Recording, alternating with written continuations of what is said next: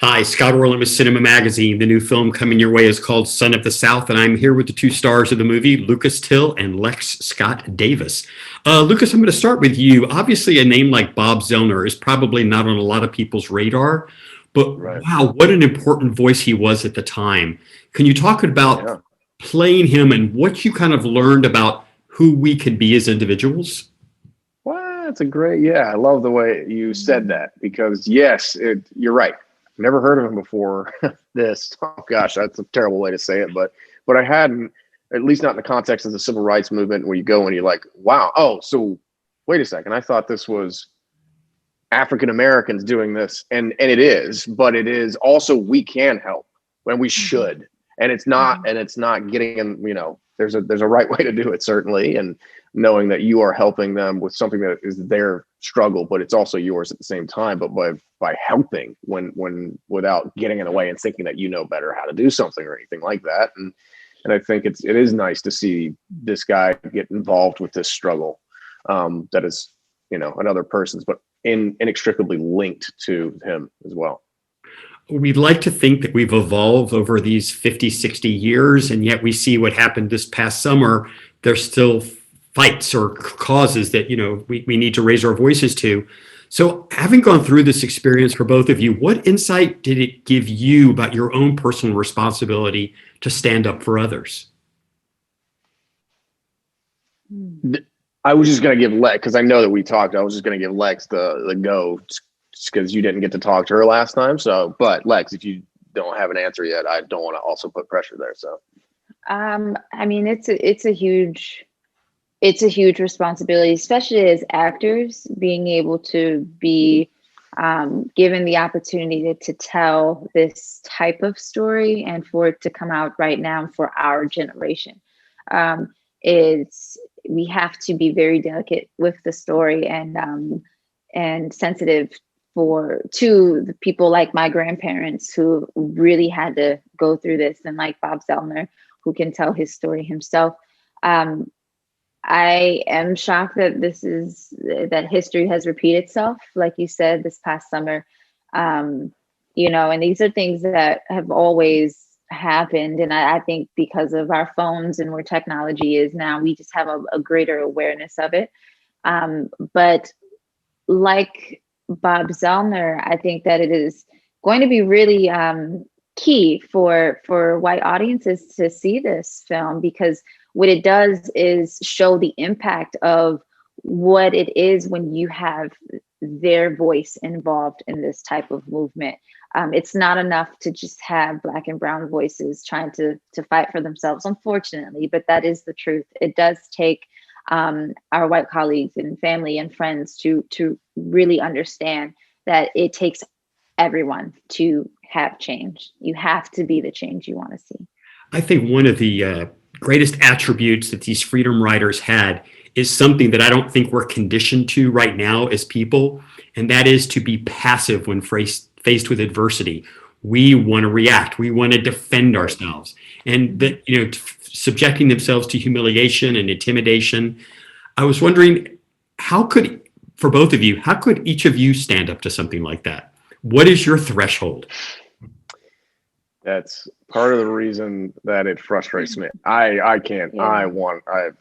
Violence is the first thing that comes to my mind. I get angry, very angry. But when you look at it, this from a strategic perspective, it's unstoppable, because what happens is, look at what happened recently when you have people who are getting pushed, they push back, but you don't know who started it. But if you put it on the news, it could look like let's say the cops are trying to defend themselves. You don't realize who started it or who shouldn't be doing something in the first place.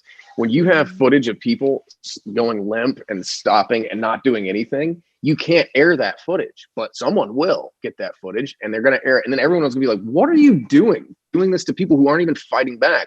Then it raises the question, well, why are they doing this? And then you get to dig more deeper into stuff like that. And you don't hurt the other people. And it'll mess you up. It'll mess someone up if they have to beat someone who's not fighting back.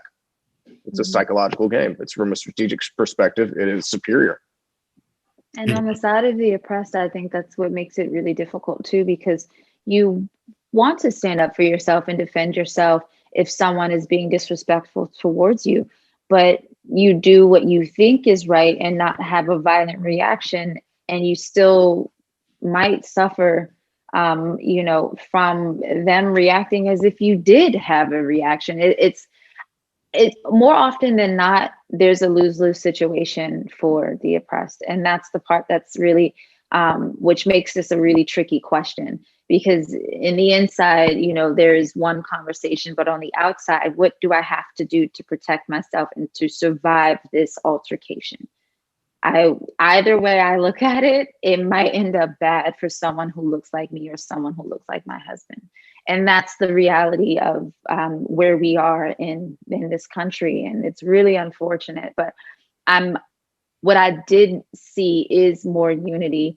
And that is the silver lining of this entire thing, like 2020, was that it brought out more people to stand up from just right and wrong. Just bottom line, right and wrong. And so there is hope at the end of this. There is. Actors are sometimes asked to do things out of the ordinary when they make a movie. And Lucas, I can only presume this is the first time someone's ever put a rope around your neck. Psychologically, what does that do to a person, even though it's pretend? Yeah, no, it was definitely strange, because I had to walk off the end of that truck, and I didn't. You know what I mean? Like, because your body is going to react to defend itself, and a lot of those things you have to fight that instinct, and it was strange. It was really strange. Yeah, I remember Barry coming up to me after and being like, "Are you okay?" And I was like, "Yeah, no, it was fine." And it looked obviously convincing enough when we did it. But it's strange. Lex, you mentioned earlier about your grandfather, and I want to ask you both about family, because we all have family members that say things that are a little inappropriate at times, that maybe are a few steps behind where we have evolved to. How do you navigate through when you have a family or a friend member say something inappropriate? I think you just have to educate them. And you have, you know that it's of a different generation, and it's something that, they might not understand, because things are way more sensitive now than they, even beyond race, they're just things that we can't say anymore that aren't politically correct. So you just kind of have to be patient with our elders specifically. It's like, hey, we can't say that anymore. Like, that is that, that you kind of have to just educate them a little bit, because they can't help it. And I think something that was normal for them, how do you expect it to be, different in their later years? They already are who they are by now. And so there's no real changing that. You only can just hope that they understand that we are in a different climate right now. Lucas, any fun ones for you? I was going to say, that was so well put that I don't know how much I have to add. I think that was the better version of the answer I would have given. Yeah. And last question for you. I thought, while we look back on this area, and it sometimes is very nostalgic, or, oh my God, I'm so glad we've evolved. One of the cool parts of this period, to me, is the fashion. I still think that's just a sweet spot. Everybody looks great. So I was wondering, even when you start putting on the costumes, do you feel differently? Do you feel a different sense of self? Absolutely. Yeah. It's like and the haircut combined with that, and we were shooting in those locations where those things actually happened, not even a block away, where they happened. Most of the time. So it was everything added to feeling like you were really there, which helped. I think it was important to do that for this movie. Would MacGyver navigate himself pretty well through all that? Yeah, probably that's funny you say that, because now my mind is spinning with engineering options. Yeah. I think something interesting too, I'm just piggyback off of Lucas, but something interesting for me that I realized is that in the costumes, that's definitely helps the actor always embody their character. But we were doing these marches and these walks in these old shoes that were not meant for walking, right? Nowadays we got sneakers for that. We got Nikes. We're in comfort, right? these were people during these times walking miles and miles from city to city, non-stop, in shoes that were not built for this. And yet they did it anyway. And that alone just made me want to put on a strong face and get through it, no matter how much Lex was in pain or uncomfortable. And usually, you know, we're taking such great care of on sets, actors. Honestly, they spoil us, right? They want to help you change your shoes and get back to being comfortable. No, you stick with it because this is what they had to go through. And I want to feel what they had to go through. You know? Well, thank you for making me feel something watching this movie. For Lex and for Lucas, congratulations. It's called Son of the South, and this is Scott. Till next time. Thank you, Scott. Thank you. Hope you find your snow.